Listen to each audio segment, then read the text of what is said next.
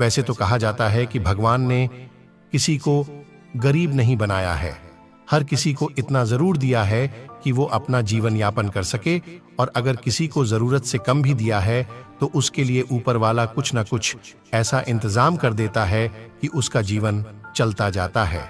हम अक्सर दूसरों के धन को देखकर अपनी अमीरी और गरीबी का अंदाजा लगाते हैं। अगर हमारे पास 10 रुपए हैं और सामने वाले के पास 100 रुपए हैं तो हम खुद की नजरों में गरीब हो जाते हैं और दूसरा व्यक्ति अमीर। हम ये नहीं सोचते कि 100 रुपए कमाने वाला व्यक्ति मेहनत कितनी कर रहा है और उसकी जरूरतें कैसी हैं।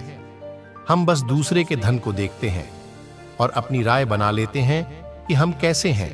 आज की इस गौतम बुद्ध की प्रेरणादायक कहानी के जरिए आप जानेंगे कि भगवान बुद्ध के अनुसार एक अमीर और धनवान व्यक्ति कौन होता है। साथ ही आप समझेंगे कि क्यों गौतम बुद्ध हर व्यक्ति को धनवान कहते थे।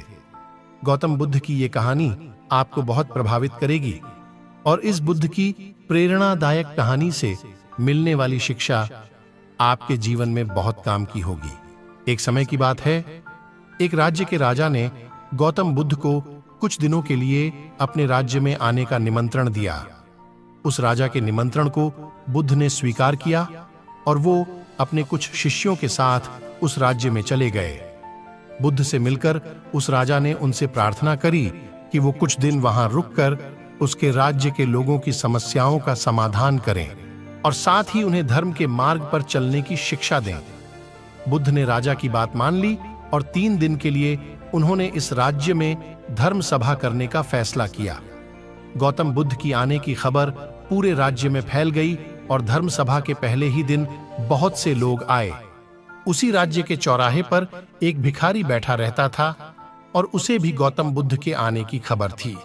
लेकिन वो सोचने लगा कि धर्म सभा में जाकर मुझे क्या मिलेगा, मैं यहीं बैठा रहता हूं और जैसे जैसे लोग आएंगे तो वो मुझे भीख में कुछ ना कुछ देकर ही जाएंगे।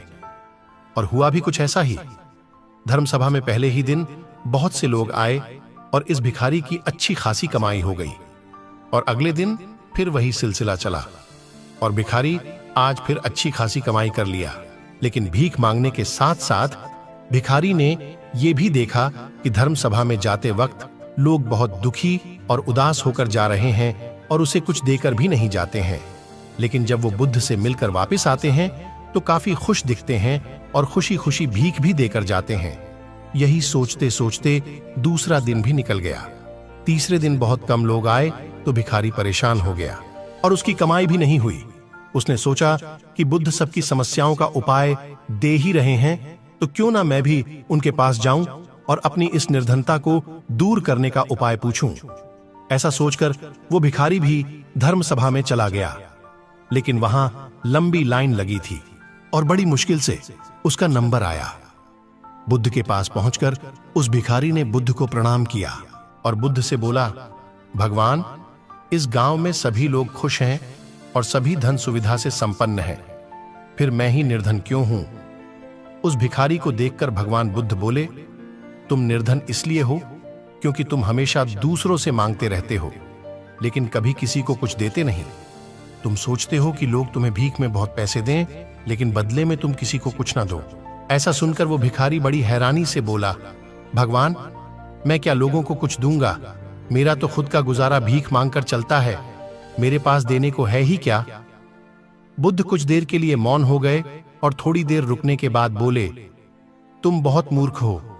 किसी को देने के लिए या दूसरों के साथ बांटने के लिए ऊपर वाले ने तुम्हें और हम सभी को बहुत कुछ दिया है। एक मुस्कुराहट दी है जिसे तुम दूसरों के साथ बांटकर उनमें आशा और उम्मीद जगा सकते हो, और आवाज दी है जिससे तुम मीठे शब्द बोलकर लोगों की तारीफ कर सकते हो, और 2 हाथ दिए हैं जिनसे तुम दूसरों की मदद कर सकते हो, और एक स्वस्थ शरीर दिया है जिससे तुम भीख ना मांगकर मेहनत का काम कर सकते हो। ऊपर वाले ने जिसको ये चीजें बिना किसी कमी के दी हैं वो कभी निर्धन नहीं हो सकता। तुम निर्धन हो तो बस अपनी सोच की वजह से, और जैसे जैसे तुम इस सोच से बाहर निकलोगे तुम खुद को दूसरों जितना ही अमीर समझने लगोगे और तुम्हारा जीवन भी सुधर जाएगा।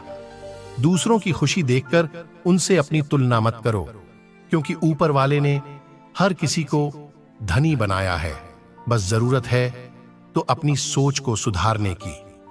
भगवान बुद्ध की बातें सुनकर उस भिखारी व्यक्ति को अपने जीवन का मूल्य समझ आ गया और वो उनके दिए हुए उपदेश के अनुसार अपना जीवन जीने लगा। तो दोस्तों, इस कहानी से हमें यही सीख मिलती है कि हम सभी लोग जब दूसरों से अपनी तुलना करते हैं या दूसरों को खुश देखते हैं तो हमें लगता है कि हमारा ही जीवन खराब है और बाकी सब मजे में है।